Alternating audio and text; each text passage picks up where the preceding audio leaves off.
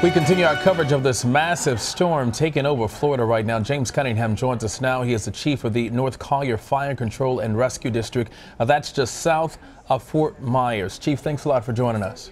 Thank you. Okay, where are you right now and what are you seeing? We are in the northern part of Collier County near North Naples, and we're experiencing several bands of not only heavy rain, gusty winds, sustained winds in the area of 50 plus, with obviously gusting up near about 100 at different times throughout our area. Chief, when you talk about this type of storm and hurricane hitting this area, what are you most concerned about? Is your force able to respond when you get calls about fire issues? We are not able to respond at the moment based upon the fact that we are very close to the eye wall and we're receiving several continuous bands of not only heavy rain but obviously significant winds. Once the winds reach 45 miles per hour, we do pull the fire apparatus off of the roads. We do continue to be updated from our dispatch center as to any priority calls for service, and we take those on a case-by-case basis.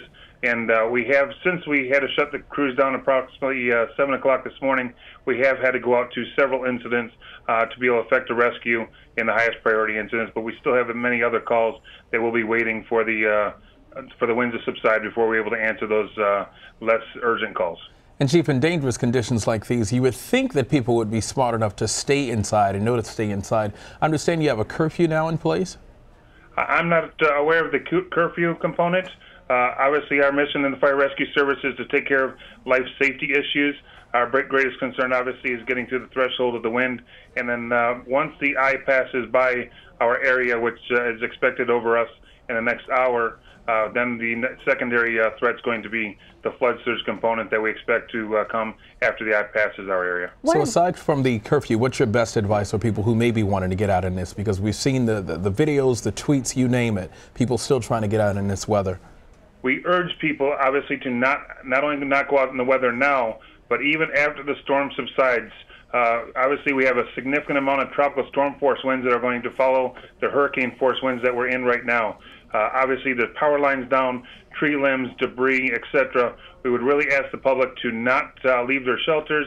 They should remain in place, not only through the tropical storm force winds, but allow first responders to get out, do some good assessment of our community, be able to work with our partners in the utility companies and the sheriff's office, and obviously emergency management to make sure our community is safe to be able to actually commute. So we would ask people to continue to shelter in place, and then once the storm subsides, not to jump in their vehicles and start driving on the roads, causing congestion, as we do anticipate having an extreme need for many resources, and we've already ordered additional resources to come into our area post-storm to assist us in what we expect to be a very significant event with significant and severe damage. Chief, I'm curious about the calls that you've been getting since you shut down at 7 a.m. What are they, and are they hurricane-related largely?